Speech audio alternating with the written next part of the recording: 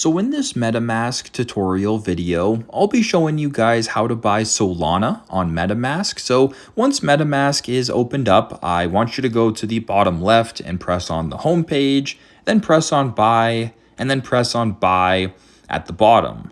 Once you're on this page right here, I'm going to go to the top and just scroll to the right to where it says Solana to filter it, and then press Solana this way.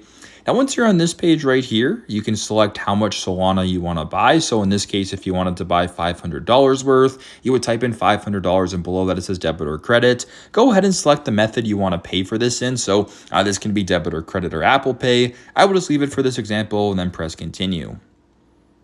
It'll then bring you to the next page right here where you have to go ahead and verify your identity, and if all looks good, go to the bottom, press continue to proceed with the next steps of the transaction. So pretty simple, pretty straightforward. That is how to buy Solana on MetaMask. Thanks again for watching, and I hope this video helps.